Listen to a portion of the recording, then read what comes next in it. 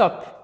En tant que locataire ou propriétaire de locaux professionnels, il y a une déclaration que tu oublies souvent, la DEC loyer. Je suis Nelly, diplômée d'expertise comptable, et je vais t'aider à renseigner correctement cette déclaration. Premièrement, la DEC loyer est une déclaration obligatoire à effectuer auprès de l'administration.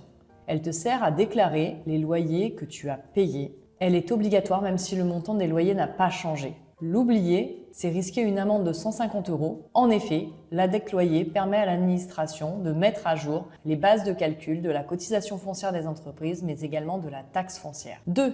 L'échéance de dépôt de cette déclaration est la même que celle de ta liasse fiscale puisque tu envoies ta DEC loyer en même temps que ta liasse fiscale. Cependant, cette déclaration est technique et tu dois donc la faire en plusieurs étapes. Première étape, tu envoies une requête EDI à l'administration qui, par retour, sous un délai de 5 jours, te renvoie la liste des locaux qu'elle connaît et pour lesquels tu dois renseigner le montant du loyer qui a été versé. Ainsi, si l'administration te renvoie 3 déclarations DEC loyer pour 3 locaux différents, tu auras 3 montants différents à déclarer, un par local. Il convient donc d'anticiper cette requête EDI puisque si tu l'as fait le jour de l'échéance de la liasse fiscale, tu seras hors délai pour renvoyer tes déclarations. 3. L'erreur fatale.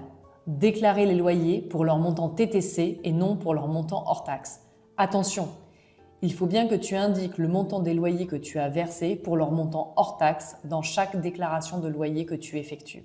Pour éviter les erreurs, utilise Télédec. Notre service EDI Requête te permet de collecter automatiquement les données foncières. Tu veux en savoir plus? Tu veux encore plus de conseils précis? Alors lis notre article sur notre blog sur la DEC loyer sans erreur ni stress et abonne-toi au TikTok de Télédec.